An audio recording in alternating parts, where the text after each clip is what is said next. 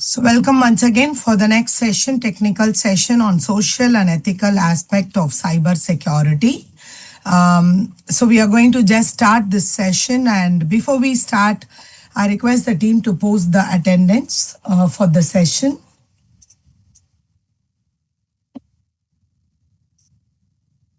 This is the attendance for session 10, which is going to start now. So I request all the participants to mark the attendance for the particular session. You finished already the session number 9 attendance, but this is a session 10 attendance. I request everyone to complete your attendance for session 10. It's already open. Because 2 attendance is back to back, you should not miss it. I request everyone to fill your attendance for session 10 before we start the session.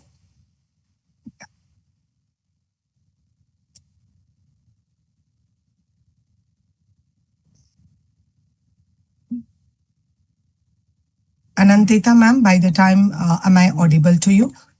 Yeah, you're clear and audible, ma'am. We'll just take another few minutes by the time they finish the session attendance, and then we will start. Perfect, sir. Thank you.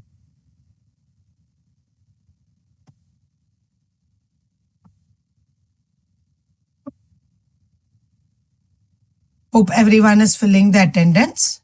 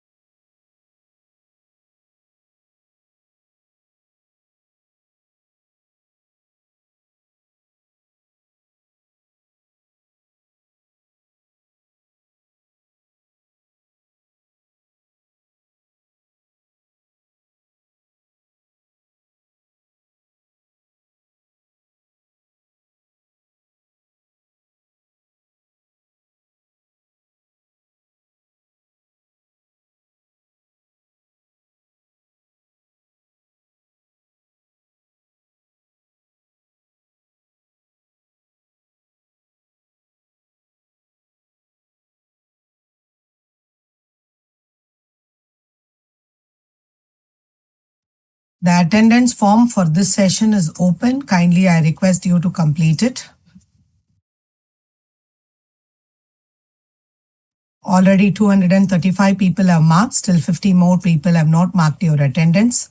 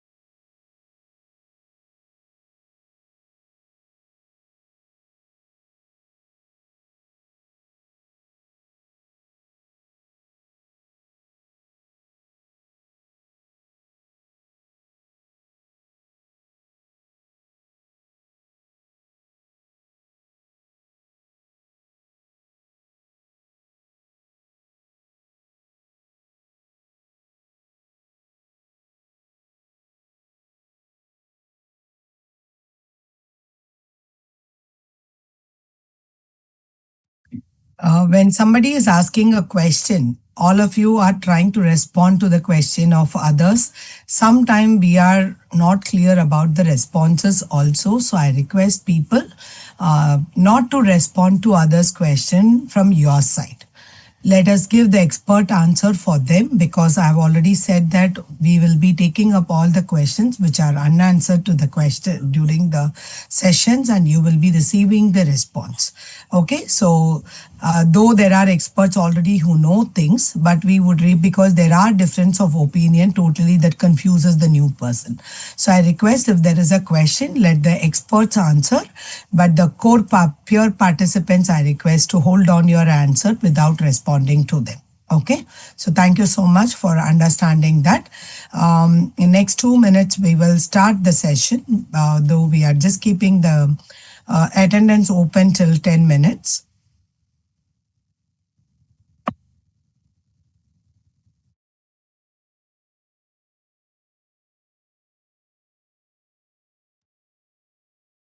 So we have got 248 attendance noted. So others who haven't filled, kindly fill it. We are starting our session right now. So we are here to learn about like social and ethical aspects of cyber safety. Is it really required to learn about this? Many of you must have felt like when you're traveling in a bus or a train or something, people will be sometimes very loud, which will be a disturbance for us over phone also. Sometimes people will ask us like, no, with uncomfortable questions in an online meeting. Like for example, like we are all now attending in a meeting. The very simple thing, for the last 3 days, there are certain instructions which we are keep on giving to you. Do not do this, right? Don't share the link of attendance outside. Do not share the assignment link. But that is not a complete rule book, but it is the norms we have made for ourselves to make this training program better. But how many of us are ready to follow that? Right? We are not ready to follow. Some of them are not ready to follow that. This is where the question comes. Check team, can you check my audio? Somebody is saying that my voice is breaking. Yeah, sorry, sir. My voice is it's clear. If something is breaking, kindly check from your side. Okay. So we were just thinking of like, no, there are certain behaviors of us which is not ruled by a rule kind of thing. Like, no, there is nothing saying that if you don't do this, I will punish you. See, I've been telling every day that this is how we need to be part of it. But if you do a mistake, there is no strict rule to say, okay, you have shared the link, now I'll punish you. We are trying to streamline all of us to understand it is basically an ethics which we need to make ourselves. There are certain things which are governed by a social norm, like a particular behavior. Like we are all in online meeting. If one of the participant here is not dressed properly, lying down, keeping the video on, how do we all react to that? Right? Will we accept it? Do we accept it? Yes, no. Can we show? Yes or no? I see everyone's hand can move. All video people have to show your hand, okay? Yeah. We don't really agree on it. So that's something like we set it as a norm for our behavior in this place. So it's important for cyberspace. We also need to know all this. Somebody is saying thumbs up. Thumbs up says like we will accept it. Okay, no problem. So if somebody is not dressed properly and sitting in this meeting, we will be very embarrassed to see them on the video, right? So that's not an accepted behavior in an online class. So today we have with us our resource person, Anantita ji. She is one of our resource person who is representing the Cyber Peace Foundation to take us through to understand what is social and ethical aspects of cyber safety, or we can also put it as it is an etiquette which has to be followed when we are in cyberspace. Welcome, ma'am, and I take this time to invite you to for this session, and I hand over the session to you. Over to you. Thank you, ma'am. Thank you, Angel ma'am, CIET, NCRT, all the professors, teachers who are present here, and Cyber Peace Foundation for giving me this opportunity to discuss with you all a topic that is very, very close to my heart. And this topic is about uh, how does social and cyber ethical aspects of our cybersecurity affect matter. So Angel ma'am has given you all a very wonderful example from real life. Say you're traveling in a bus and somebody asks uncomfortable question. Some people take a photograph, and while we are having a Zoom call, if some we should keep our videos on because it does not look nice with some people with videos on and others with videos off. And if your videos are on, you should dress properly. For example, I have come here as a trainer. So if I just landed up here in a very casual dress of, say, a t shirt and shorts, it would not be nice. There has to be a modicum of behavior, how we behave at different points. We know that about our lives. In real life, when we go to attend, say, I'll give an example, when we go to a party with friends, we dress up casually. But when we go to attend a social, important uh, occasion, like say you want to go to attend a marriage or you go to attend a religious ceremony, we dress according to the situation. That is called, these are the rules of social life. But somehow, the rules of the digital life have not been written down or encoded somewhere from where we can learn. We go by our instincts. We get a feel, and you teachers, you have been trained and retrained by CIT and CRT again and again. You are all actually masters. You know what is to be done. But even, people like us who are aware, well educated on this, can make mistakes. We'll come to that later on. What are the problems associated with social and ethical aspects? Because, see, when we talk about cyber security, in our minds, images are of a device which is securely locked, a device which has branded, purchased, registered a security software running. We have not got a cracked or a stolen operating system, but an original operating system. Even our office, if you use an office, Microsoft Office, is either given to us by our institutions or we purchase them ourselves for our own devices. We have done all of these. These are technological aspects of security. However, there is one very big aspect that we completely ignore, and that aspect is of the human being, the human element in cybersecurity. And knowing the humans around you, you know how unpredictable humans can be.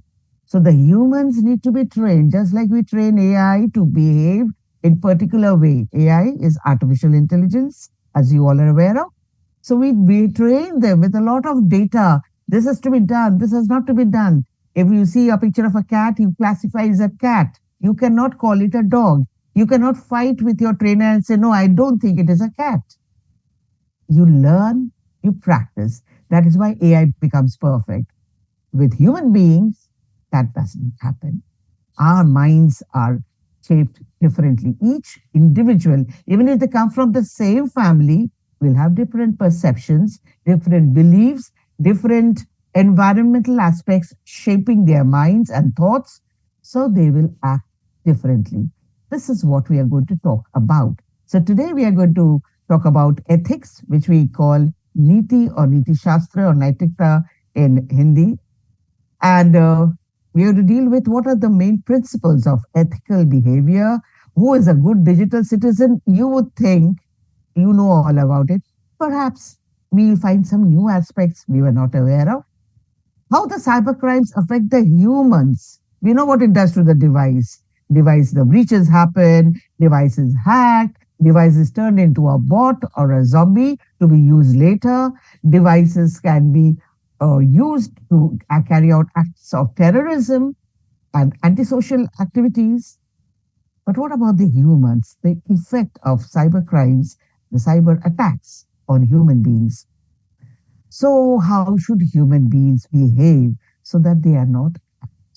And we'll talk about being good and happy online. We should discuss this and to leave you with 5 simple tips. So, before we begin, let me in very simple words, differentiate between ethical aspects and social aspects.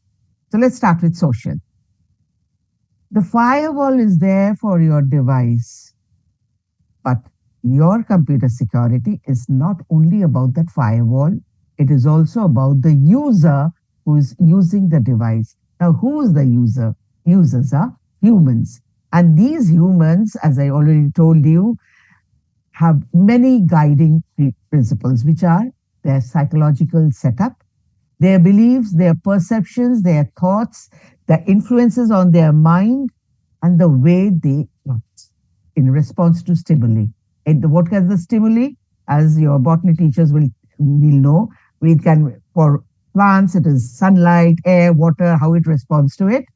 For us human beings, it is the environment we are in. And so, how do we react to posts, to attacks, to scams, to fake news, to misinformation? These are all very important threats to us. How do we react to them? What are our steps? And if we fall victim, how do we act? These all are your human features. So they need to be known. These are the social features that we need to deal with. Then we come to ethical. What is ethical? Now, in the country like India, we have our laws. We have the penal code, which is now being replaced by Bharatiya Nyaya Samhita. We have the DPDP Act to protect your data on social media platforms. We have the IT Act and all the later revisions to help you stay safe online and to fight cases if you fall victim. So these are all guiding principles are there, but they apply to the nation. However, the internet is not confined to a one nation. It has no geographical borders. So how do I act if a person sitting in, say, Singapore using a server that is in Africa attack me? There are people who collect money through betting scams or through gaming, online gaming scams, but they are not in India. They are operating through servers and devices in the other parts of the world. How does Indian police take action against them? So we don't know how to behave online because nobody use. And ethics is not moral science, even though ethics is based on moral science. Ethics is a subset of moral science. So inside moral values, ethics exists because everything that it says is a value that is should apply to your life, a guiding light. However, given our laws, given the people, given the situations around, everything that is moral cannot be ethical, or everything that is ethical, even it may not pertain to moral values. So now, what is ethical? We'll start with an example. Okay. So every time you say yes to something, please thumbs up. And if I ask you something and you want to say, please respond with a thumbs down. And since I know the exact number of participants, I'll be able to see how many of you are paying attention and really enjoying the session or understanding me. All right. That would be wonderful because that gives me the zest to move on with more information and examples. So, right, let's begin. What is ethics? So, the best way to describe is in the olden days, you may have read in your storybooks and tales that whenever a thief stole something, a just king would give the punishment of a hand being cut. A right handed person, cut off the right hand. It was an accepted punishment in those days. And it was legal because the king practiced it. It was allowed by the people, by the king, by the ministers of the king, because they thought, yes, he took something that did not belong to him, something important, so they should lose their hands as a reminder to him and all other thieves. But do you think it is morally correct for a small piece of bread a hungry man has stolen, for a little bit of gold, person who is poor and tempted and may have need some jewelry to for his own children have stolen, is the hand to be cut off? Is it justified? So ethics come in here. So ethics changes. Morally, we know right and wrong. You should not punish those so harshly. Moral values will tell you. What does ethics tell us? Ethics also tell us that this is not a justified action. The punishment could be less harsh. A a lesson, a kind of a learning session for that person, through which maybe give it the prison, assign hard work, some kind of punishment. So moral and ethical standard may not match all the time. So if it is legal, then it can be considered ethical. But if it is not legal, then even though we think, yes, hand should be cut off, we cannot do it. So ethics deals with wonderful values that we need to have. The first three important values online are respectability. You have to behave with respect, which is also called reasonability. Whatever you say online, whatever you do online, whatever content you upload, download, share, forward, all of it should be content that has an aura of truth. It has an aura of verifiability, and people should find it good. It should not be content that create mistrust. Fake information should not be shared. It should not be content like adult jokes with pictures, with videos, or pornography with children being used. Such kind of content is not respectable. There is also a responsibility. After respectability and reasonability comes responsibility. You are responsible for what you do online. If you see the IT acts, there are punishments 66B, C, if somebody tampers with your devices, somebody steals, somebody looks at your phone, copies a message and sends it forward to another person for information, or just to defame a person or to create a sensational piece of news, there are legal procedures against all of them. And the more information they are getting, the more number of acts are being included in our IT Act, more of sections are being included in our IT Act.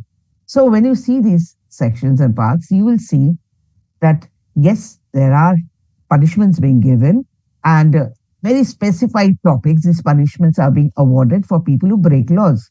Now, many people think if I'm sitting behind a computer and mobile and I'm using a secure VPN connection, others, or if I am very smart and I use the dark web to do my connections, others will not know from which IP address these messages are coming.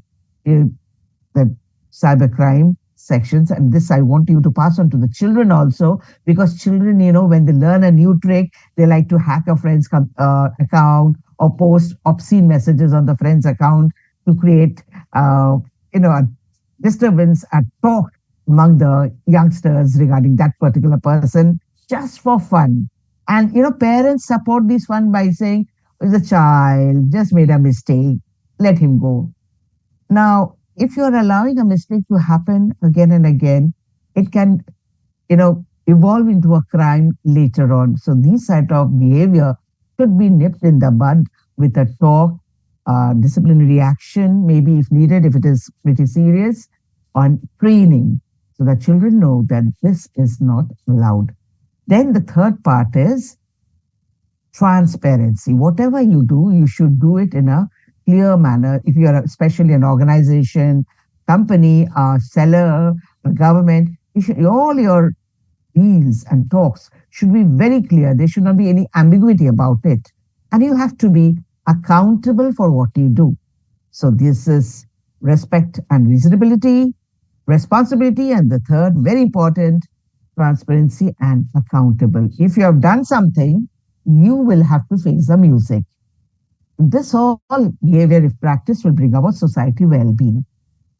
So in the digital world, what will be the digital ethics? The ethical behavior will ensure that everybody is behaving well online, following responsibility, reasonability, and accountability. If I've done something wrong, say suppose I read somewhere that tomorrow we know there is a lot of disturbance going on with Indigo. And suppose I post a message, this particular airline will not fly any flights tomorrow. Can you imagine if this gets shared and forwarded and reshared? And how is it getting forwarded and shared? I am sending to my contacts, many of whom believe me, many of whom who do not believe, but will add a disclaimer, forwarded as received. And some will do it just for the fun, let there be disruption in the society. And post becomes viral. And people who are set to fly will now be in two minds whether to fly or change or rebook or cancel or call up. So we are creating a disturbance in the society. A ripple effect is created, and the ripple might be much, much larger consequences than you earlier thought. So your thoughts, your actions online should be premeditated. That is the sign of a responsible user. Think, stop, think, act. Do not be in a hurry to post anything. If you have received a message from a trusted source saying that tomorrow there may be any problem, again, maybe is the key word, not there will be, which makes it a certainty. So maybe problem, please verify first. Ask, call up the airlines, talk to the persons involved, find out, we check other sources, newspaper sources and all. Because if one person becomes a victim to misinformation, unknowingly, because they just trusted without verifying, they will spread the misinformation in their gatherings, in all their groups, and this will create larger repercussions that we may not even be able to understand today. What can the effect be? Somebody will lose their job in the airlines because they will be held accountable for spreading of some sharing of such news. So you don't know. So you don't take the risk either. You only thing you know is the digital space is for everybody. I should be contained in what I am sharing. I should try to keep it clean, hygienic, and very positive, so that everybody in your circle will have a positive experience, productive life online. However, if there is any of these negative effects, it will spoil your mind. It will spoil the peace of your mind. It will spoil your experience of the digital world. For companies, sellers, everybody, organizations, groups, it is very important to build up a peer-to-peer relationship, very trusted, so that I know. Supposing I'm buying from Amazon, I buy from Amazon. I have the official website. I open it. I have my login details. I log in and I order what I want. Now, because there is a trust relationship, I have never been fooled by the company. But suppose you are dealing with a company that is not very well known, you just came across it, they're giving a big discount and you buy from them, and then you end up with an inferior product or no product at all, then the trust is broken. You would never again order from that company. You will tell everybody you know that that company has duped me. So, if some company faces this kind of negative social media feedback, their business will be harmed. So whether you be a company, whether you be a seller, whether you be a teacher, whatever employee of a particular company, a government agency, it is your work to be responsible for what you share, how you act online, and how you respond. So if you cannot give a proper, say the company we mentioned, if they cannot give a proper goods, they should clarify that product is not available. You are being refunded. To increase your trust. So encourage people to accept their behavior. When your students come to you and complain that that person has said this or done this online, which has caused that person harm, or is spreading wrong information or sharing rumors or trying to bully somebody, call all the involved parties, sit them down and have a talk. Explain to them the errors they made, that they have not been responsible users. And since other point is accountability, being transparent and accountable, they have to take ownership of their posts and the problems they have created online. Ask them how they would like to take ownership and how they would like to be charged. Let the children help you take a decision so that children remember that in future. So ethical behavior, we have all understood, I hope. Yeah, raise your fingers, thumbs up, everybody. So ethical behavior, transparency, trust-based, responsible, respectable, reasonable, and accountable. I don't see a single thumbs up going up. So hands up. Okay, there's Deepak, Mr. Deepak Kumar. Thank you. Where are the rest of you? There are 288 participants. I should at least be able to see at least 200 people. I think you use your thumbs up. It is better instead of using the chat boxes. You would find them at the bottom, icons, emoticons, they are called. and use that. That would be a better response, a faster response. All right, thank you. But not a good number. Next time onwards, I would like more of you to participate. So all ethical norms are moral values, but all moral may not be ethical. Now, where does the word ethics come from? It's a good bit of information to tuck away somewhere to use when you give sessions. It comes from the Greek word ethos. And ethos means what? Custom and character. So in the example Angel ma'am shared in the beginning, when you are traveling, we find Indians specifically are very inquisitive. So whether you're on a train or a bus or you're waiting for your flights and you're sitting somewhere and you're get talking to somebody who's sitting next to you, that is very nice. You become friends. But then they will start questioning you, where's your home? Where's your village? Or what's your family like? What is your job? How much do you earn? These are all very uncomfortable private questions. And you are in no way bound to answer such questions to a stranger. How they are going to use the information you do not know? And in these days, we need to be careful. So now you meet a stranger in a face to face in these places, you can still share. You know, you're knowing the face, you get close to them, you get to find that you have common friends. Okay. But what about in the digital world? Should you share such information online? We all know no. But we do. I'll tell you about a case that happened just yesterday in West Bengal. One lady was, this came out in the newspaper Times, so any of you can take their online edition and check. One lady wanted to take an appointment from a doctor in a very reputed hospital. She did not know the phone number of the hospital. She searched for it in a search engine, popular search engine, and she got a phone number. Unknown to her, the phone number was a fake number. This is how misinformation and scams happen. It was a fake number.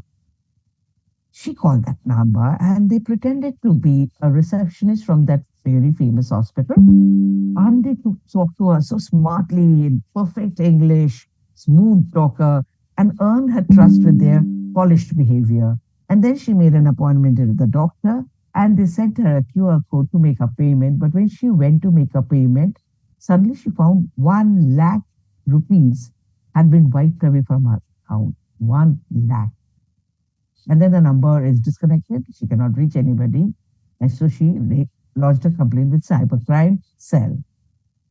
So you see, and misinformation this kind can cause such huge losses to us. Loss of our name, loss of device, loss of money. So it is a custom and character defines us, and that defines our behavior in the digital world too. How? If I'm an inquisitive person, online too, I would try to be very inquisitive. If I'm a private person, I would do the same online. Keep that in mind. Or when online, do not share private information unless you are expecting to do so. When you're talking to a doctor and you know, and then you're sharing your medical records, it's okay. But otherwise, your cards like your Aadhaar card, ration card, your driving license, passports, these you do not share as pictures online. Never. So you think. And now here I want you to answer. You can answer the chat box. Option A, B, or C. Your friend has suddenly left the room, leaving their phone unlocked or open. What will you do? A, will you check their calls and messages quickly? Or will you play a prank on them and send a meme from their Facebook account? And the friend will be wondering how did this meme go about because the friend had not shared it. Or C, you ignore the phone, but you also take care nobody else comes near it. Which option would you choose? I know what you are all going to say because you are all adults, trained, master trainers, you're all but still, I would like to get your responses. Can you respond, please? Which option would you choose? C, C, yeah, C. I can see the chat box. A lot of people are saying C. You're right, correct. Thank you. So, most of you would choose because that is what we do. Now, this question I put in specifically for you to pose to your students when you go to teach them. or any community where your parents' community or social workers' community, wherever you're going to give a training. This is a very important thing. It is like being overly inquisitive. We don't be overly inquisitive when it comes to another person. We respect their privacy. Respect is a very important term in ethics. We respect their privacy and we are also responsible for their device safety. So we ensure nobody else comes to their device near about that. So now we learn the codes of cyber ethics. What are these codes? Set of recommended behavior. If you remember, God had said to be left on a rock on Mount Sinai, 10 codes for people, his followers to follow. And Moses had been the privileged one to have received the codes on tablet on the. So we have similar cyber codes created by experts. We've simplified it for you.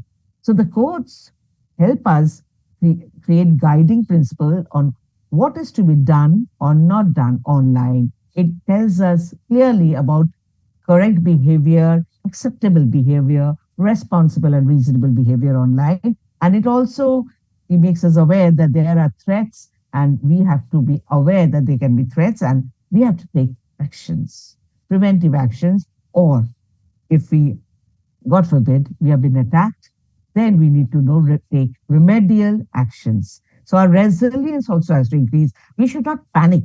You know, the first thing to do when you face a cyber attack is not to panic because a panicked individual takes wrong decisions, make mistakes. So be cool, calm down, take deep breaths, and then act. Stop, think, act. Well, how do you act? You take down records of all conversation that have happened. You keep shots as as evidence. You record telephonic conversation if that has happened. If a video call has come, you video calls cannot be recorded, but do not accept whatever they tell you. If they have to be police or from narcotics department or CBI or whoever, no arrests are made online. Might be prepared. You know, people get scared and they do as people say. Don't get scared or panic. So, what are the 10 commandments? You shall not use a computer, any kind of computer, laptop, tab, phone, anything that has its that you use a device to harm other people. You know, there was once a doll being created with a mini computer inside. The doll was trained to have a conversation with the child. So if the child says good morning, doll says good morning. These are there, you will find them in the market. So if you laugh, ha ha ha, the doll also laughs, ha ha ha. So now these dolls had an added feature, recording. So they used to record the voices, record any other conversations taking around. So this was an added feature nobody knew about, and the sellers did not even tell the customers about it. So it was causing harm because personal details were being gathered illegally. So you shall not use a computer to cause harm, to use like a webcam on to you know spy on somebody or insert a spyware in somebody else's device to check on their conversation, their messages, etc. Thou shall not interfere with other people's devices. Like a previous question, do not snoop around if nobody is there at their work computer. Sometimes people go sit down and see what are they doing. Have they got a new promotion letter from there? Just wanted to check that because I have not got any promotion this year. Or a student may be trying to check somebody else's activities or projects online on somebody else's computer. They have maybe gone out for 5 minutes and computer is not locked and they have a look. So this is not right. Thou shalt not use a computer to steal. There is 66B, if I'm not mistaken, deals with that. If somebody has used a computer to steal, cause harm, you can be prosecuted.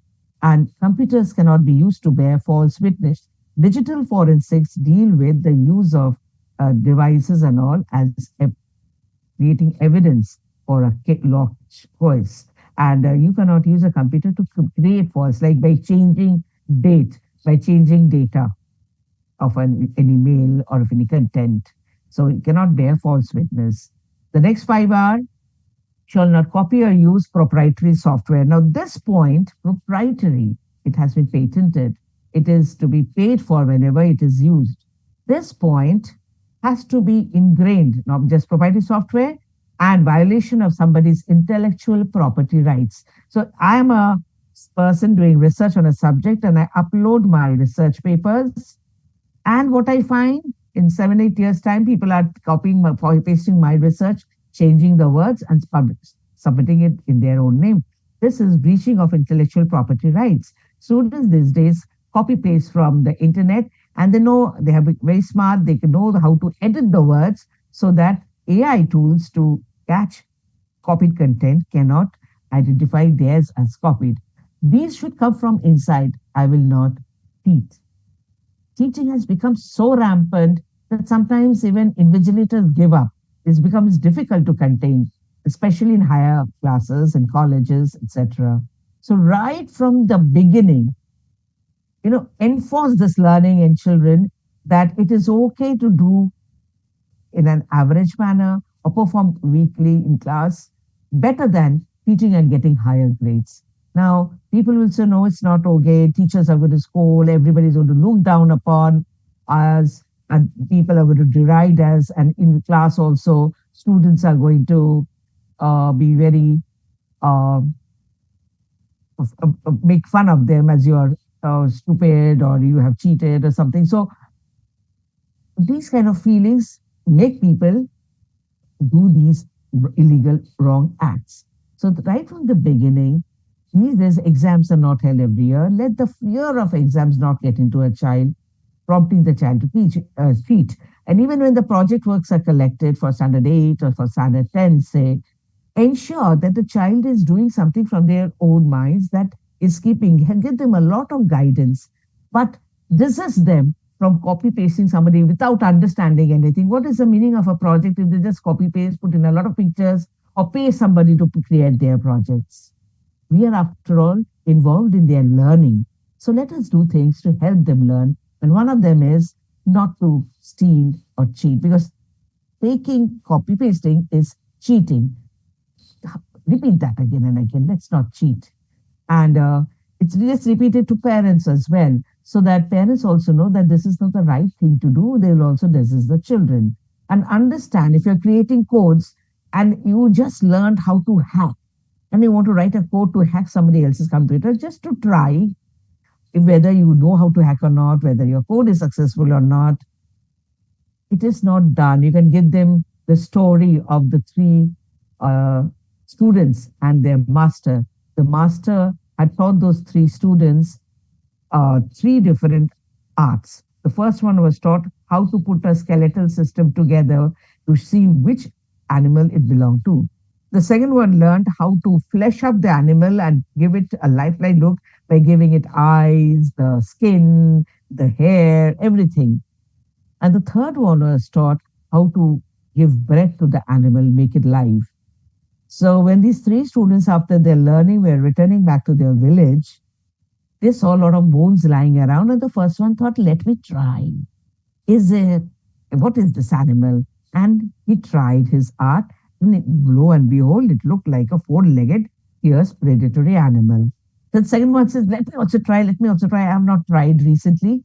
And he goes around creating the animal, and when it is fleshed up, they realize it's a lion.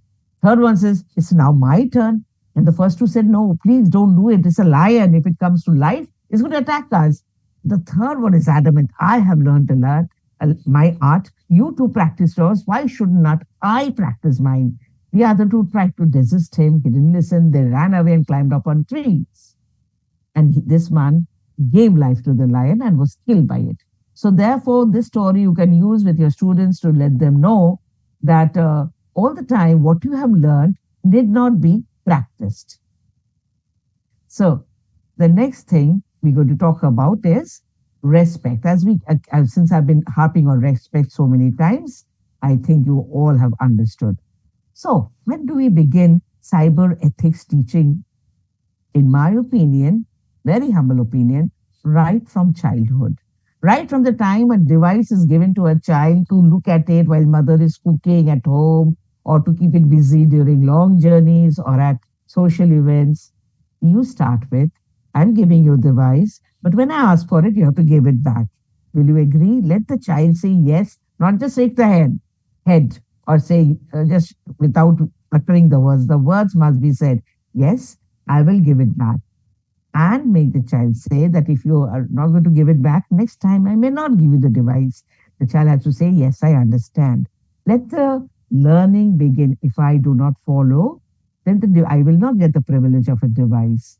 In the primary classes, with along with moral science and value education, you should teach good values, the codes of ethics, so that they realize that there is no difference between online and digital lives. The same moral codes apply in both places.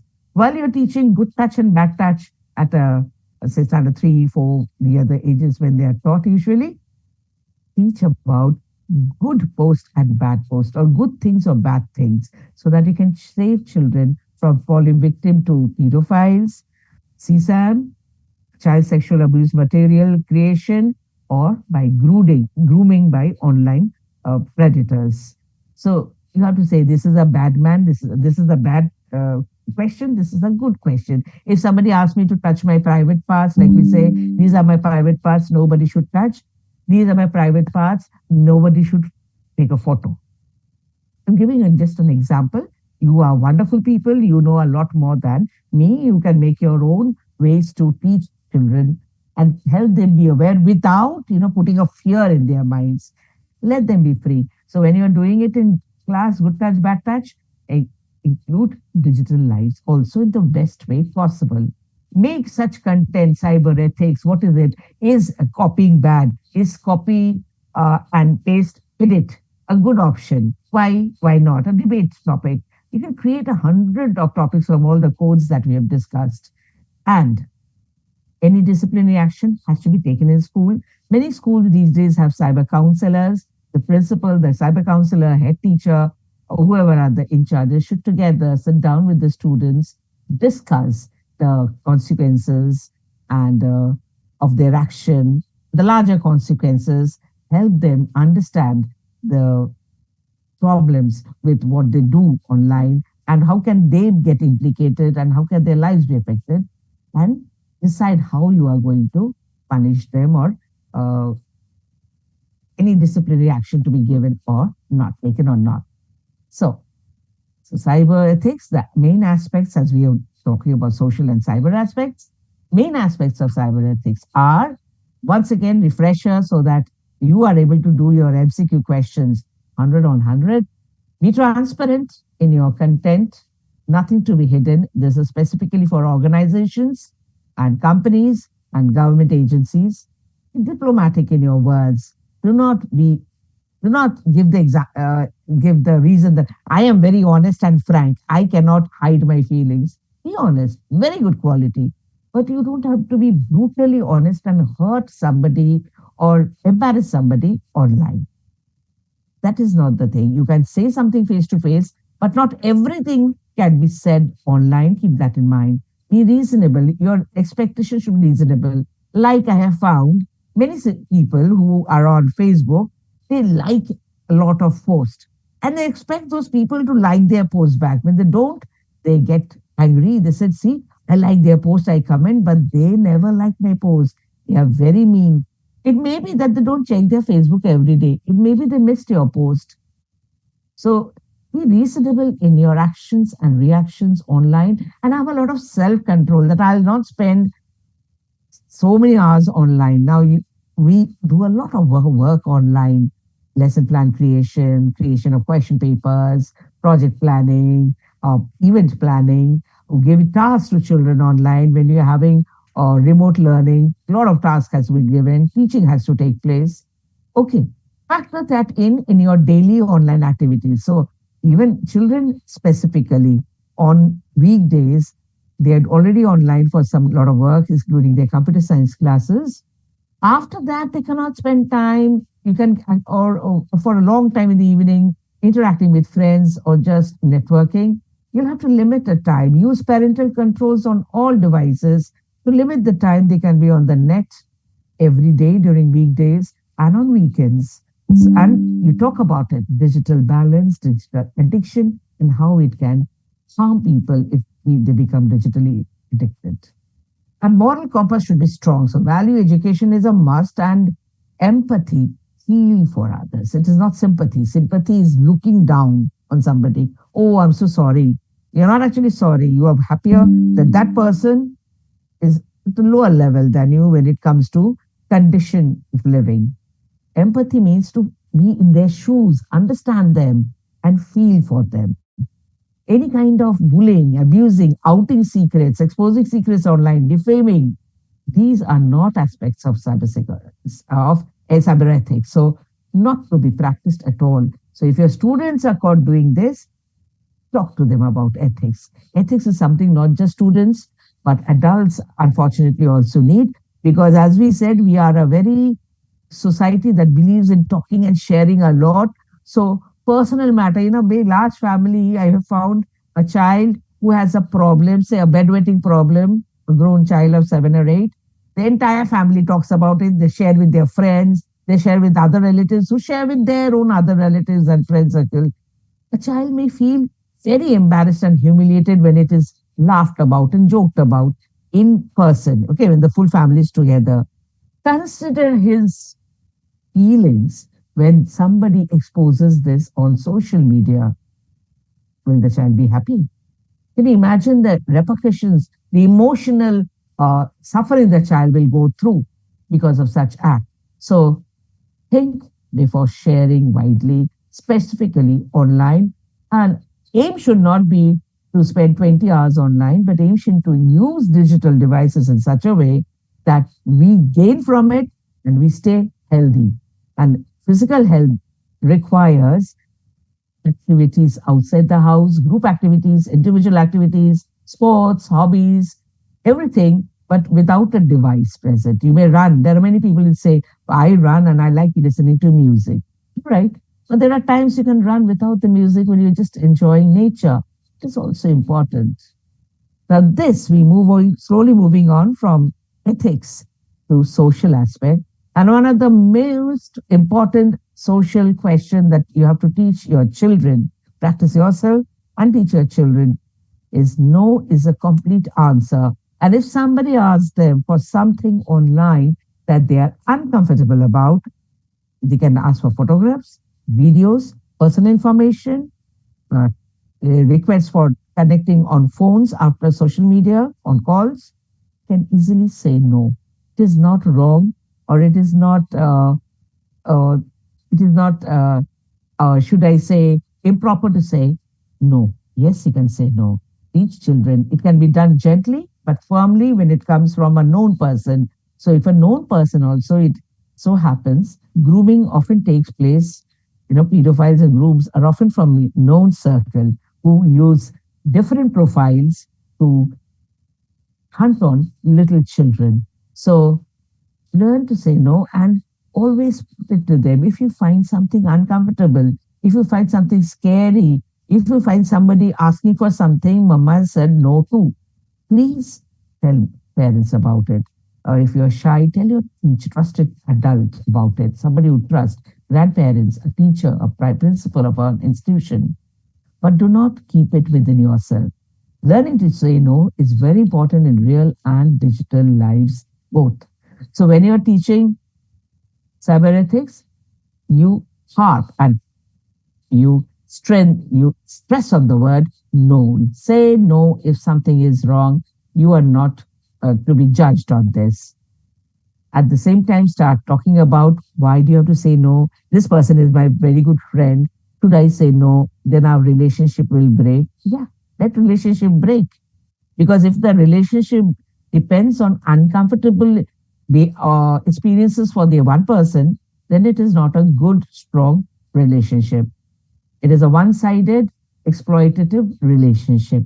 So even in as adults, when people ask, when they propose and people get engaged or become very close friends, and they ask for private, intimate photographs, it is advised not to share such content, photographs, conversations, or videos.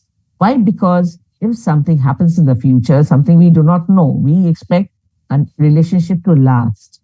Let there not be evidence in the digital world. So, no to sharing intimate content, photographs, or recordings, any kind of recording, whether it be video or audio, with anybody online. If you have to share your photos, if you have to show some photo, do so in person, go to the person and show, but not online, because what goes online, we all know, stays online. Also, don't believe everything people share now. In our world, in the let the world be, let be, it's in our coming in India. We have so many people of so many different racial characteristics, linguistic characteristics, and then state-wise also there are so many differences, so many religions. It's a rich world that we have here. But the rich world is divided into communities, and whatever the community leader says, the communities tend to believe, and they get antsy or angry against the others because they believe what the community leaders have said. Now, we have all been blessed with a brain, so we all should examine whether it's true or not. Cross check, verify before you believe anything to be true, especially one that emotionally affects you. If you get angry, if you get scared, if you get manipulated, if you feel that there is something happening that is making you feel, oh my God, this is not right, and I may be affected, then don't do it. Okay? Don't do it. It is better to say no or to stop, but don't forward the content that you know will harm communal balances.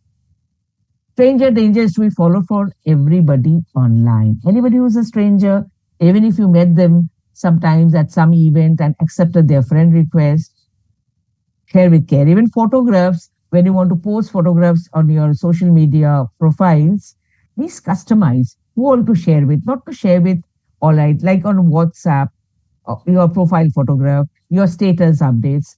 Now, see on WhatsApp how many contacts you have. You will have people who come to offer you services at home. Their messages are also there in WhatsApp. So, any profile update you give, they are not your friends, they are not your family, but even they'll be able to see. So, you must customize on social media so that only the people intended get to see. Not everybody should be privy. Right now, you can talk to children about the US is deferred giving visa to Indians till next year. Next 5 months, they will not give. Why? Because now they are going to check social media profiles. Everybody has to keep their social media profiles open so that they will go through and see what kind of content you share, you like, dislike, or what kind of arguments you have online, what kind of discussions you have online. So if it is religion based, caste based, community based, against other nation, anti national or anti another country, they may as well reject your visas. So students who are wanting to study abroad must maintain a very clean social media profile. Very clean. Diplomacy is the key word. Talk with responsibility and respectable way.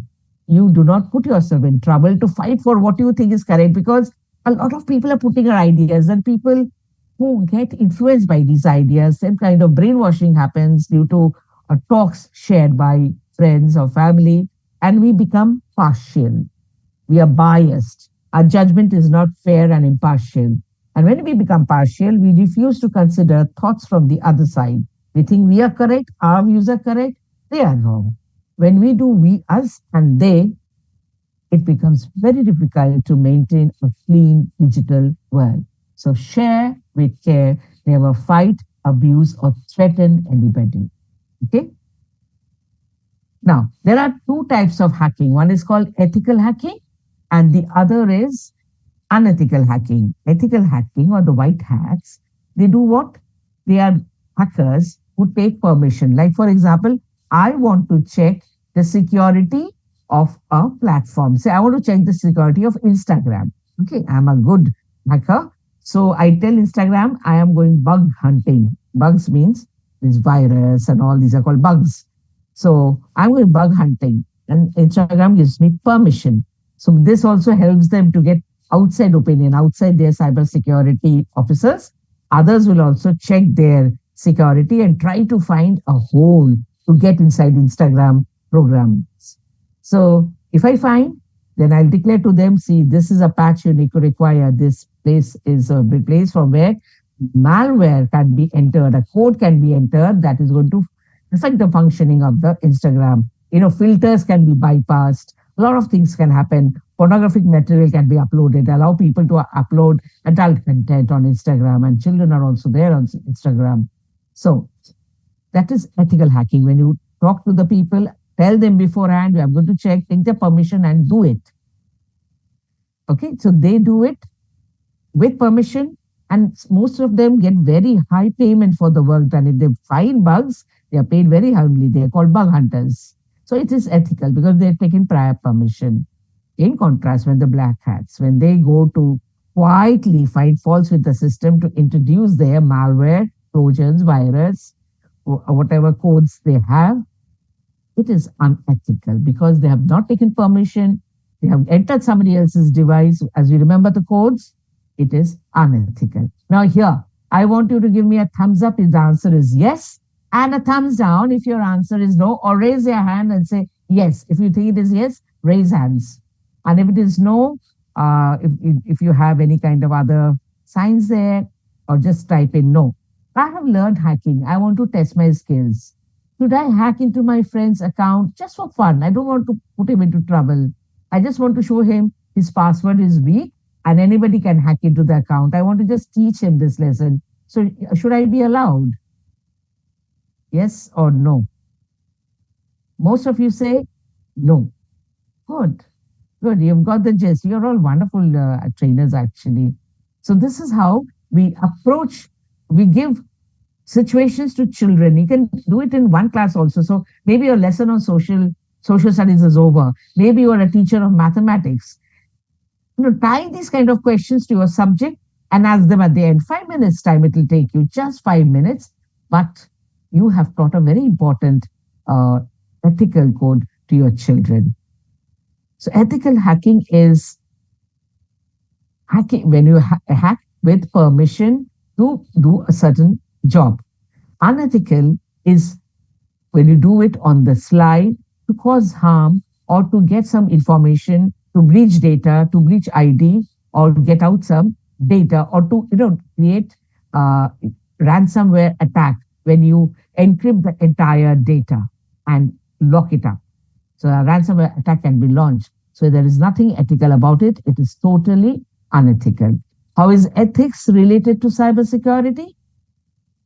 If it is hacked, computers are hacked, there can be data privacy and security concerns. In AI, artificial intelligence and autonomous automation, like a Tesla car, suppose Tesla car drives on its own. Now, if I hack into the system and I say on the roads where speed limit is 45, actually you should drive at 85. Can you imagine the number of accidents there would be if the program is successful? So it is very important that ethics is followed while all the codes of ethics are followed while you are training AI or automating devices. On social media also, if you're not ethical, your behavior is not reasonable and respectful, you are going to create animosity, disturbance, disruption in the social media world. Use of CCTV vis-a-vis privacy. Now, this is another concern coming up. Many people use CCTV at home these days to keep watch over their homes. Perfect. But then, if you're putting a CCTV outside your door, but the camera is pointed towards the front door of the opposing main door, and you can see inside the house, that is not right. Their privacy is being affected. Your work should not be to protect your own security. You affect the privacy of another. So this is another ethical action to take, that you ensure that others' privacy are not getting breached. And the e-waste you're creating, all the devices you're throwing away, discarding because they cannot be reused. This is the impact. So ethics tells us not to throw away, but put them into other. You can turn the hard drive, your phones also, old phones that have become slow, into CCTV cameras for your home. There are many ways it can be done. You can reuse them, repurpose them, or you can donate them to poor students for studying. So you can remove all apps.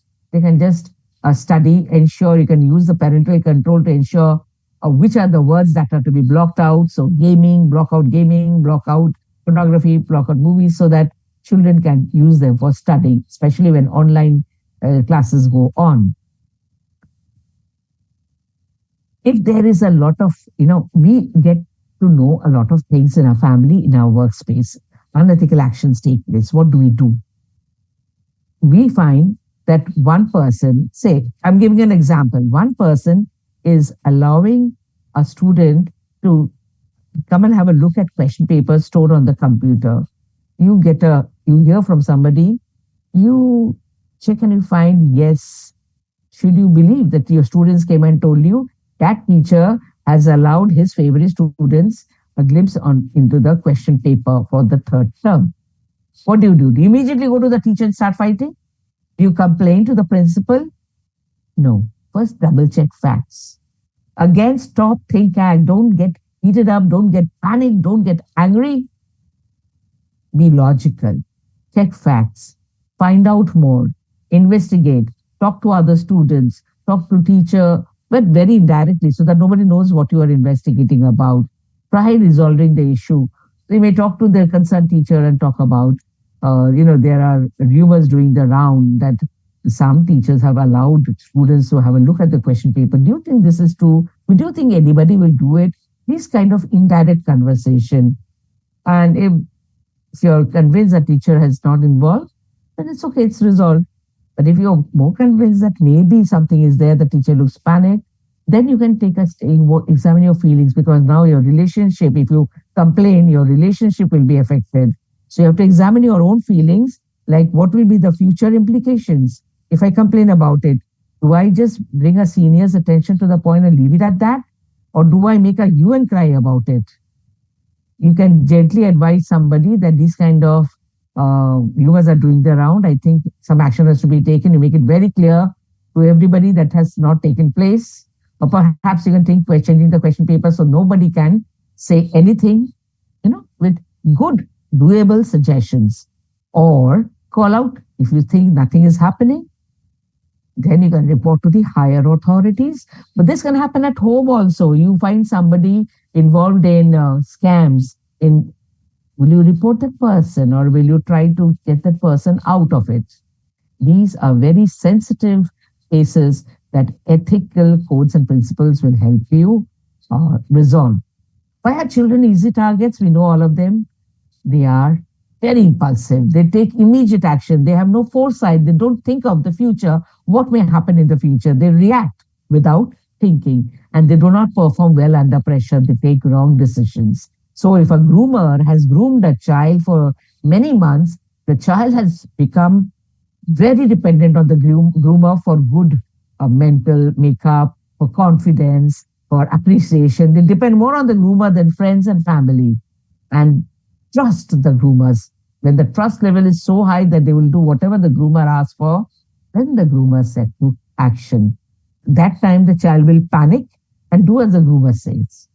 So therefore, we need to have these talks. I've already told you plagiarism, copyright issue violations are wrong. Even using torrents to download movies and watching, because when the seeding is taking place, you do not know also what content from your computer is being passed on when the seeding, uploading is taking place along with it.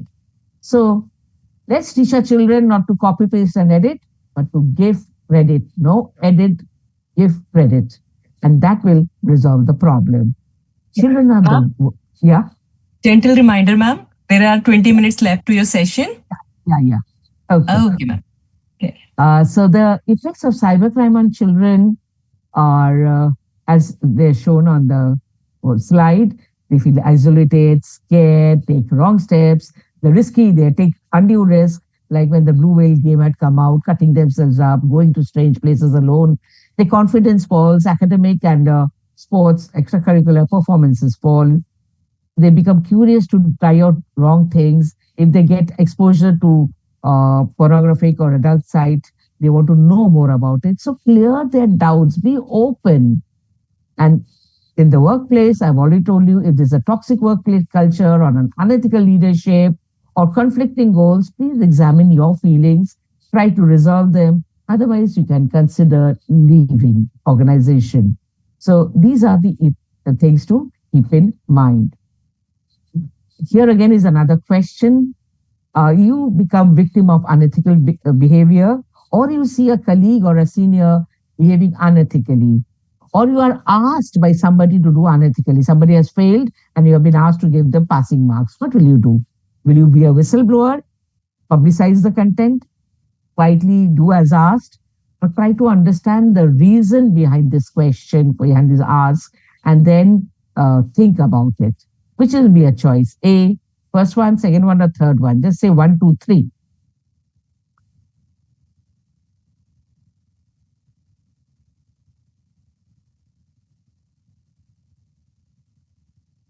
Which one do you choose? C. Mostly people are choosing C. Yeah, that is the right step forward. We have understood that ethical behavior is understand.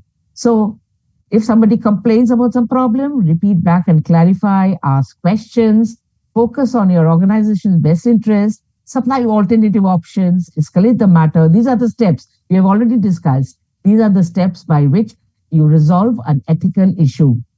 Talk, investigate, verify, try to resolve it amicably, otherwise complain or leave that area. So with greater power, the digital power we have, we become we need to become more responsible. So qualities of a good digital citizen is be inclusive. Do not separate out anybody because of their sex or gender, that is because of the gender, because of their likes and dislikes, language spoken by them, their nationality, anything.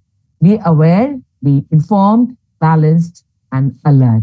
So you need to know your digital rights, think critically, learn how to spot fakes, believe and follow cyber ethical practice, verify, use the tools that are there for verification, and be responsible and accountable. And this is what we need to tell children, that internet and device is a privilege given to us. Just like our nationality is a privilege, we are Indians. But this involves rights and duties. We have certain rights. We can all equally use digital services. We can exercise these rights, but at the same time, we have duties of, as ethics taught us, the duties that we need to do. We just covered all of them. And along with our rights, all our duties have to follow. We just cannot flounce around saying that these are our rights. So on social media, these are some of the points you need to follow. If you write in capital letters, it means you're fighting, shouting, or being abusive. So please remember, if you've written in caps, please change it into capital letter to start with, and then small letters. Verify before sharing. Stop, think, act. Always be a upstander, not a bystander. If somebody is getting bullied, speak up for the bullied person. Don't ignore the message. Avoid the scams. Be informed and not misinformed. No sharing of private details, either in photograph or in text. Be aware that links and even GIF images of good morning, happy for you may contain malware. Think before clicking on them. Choose online friends carefully. See who with whom you're sharing what.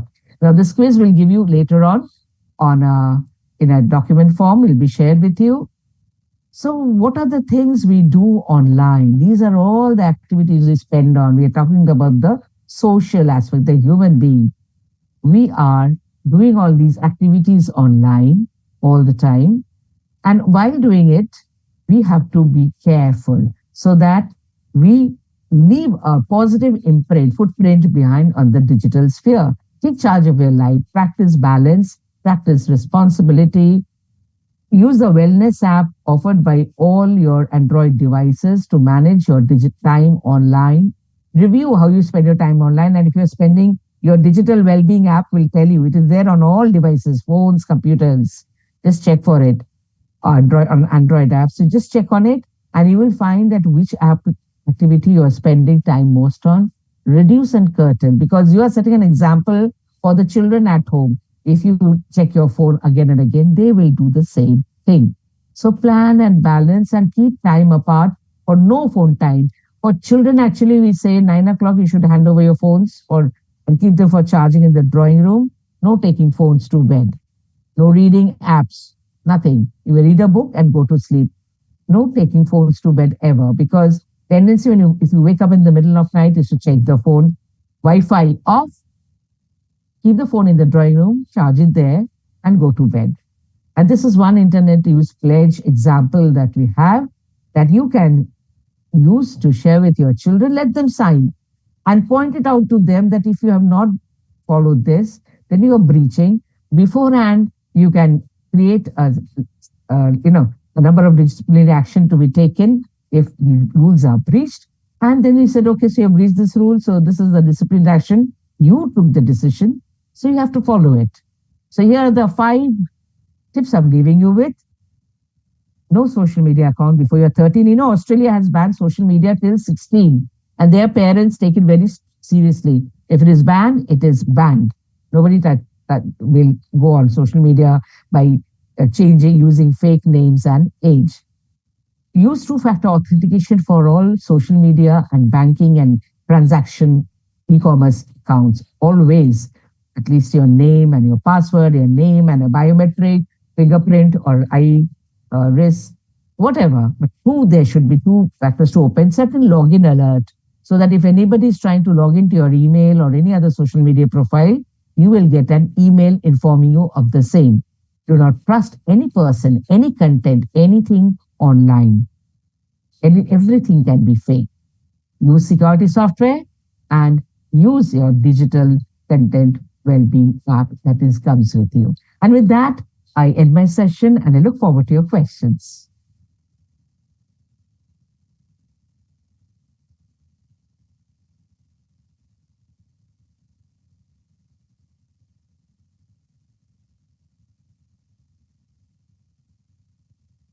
Somebody wrote, ma'am, children are finding ways to evade the ban. Yes, but then again, as teachers, we manage 30, 40, 60 children in class. As parents, they have only 1 or 2. Right from the start, parents have to be loving but firm. Parents have to be parents.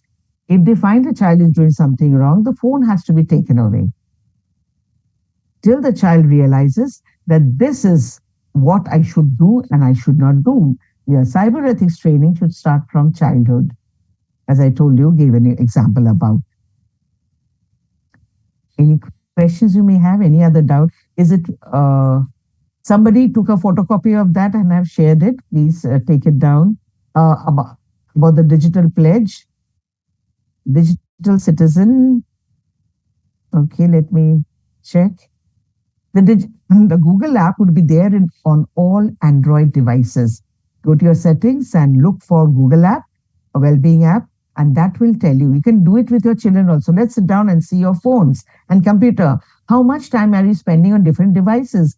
And sometimes you'll see they are streaming OTT for such a long time, even on weekdays. So you have to discuss, is that the right thing to do? How should we control it? Because it is becoming our master. We should never let apps and devices become our master. We should be their master and control them. Qualities of a good digital citizen. Okay, let me see. I will try again.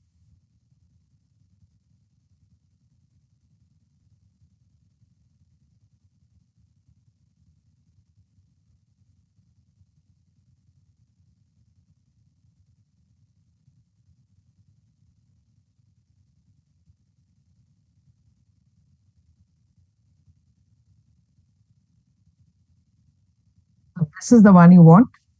You can take a screenshot.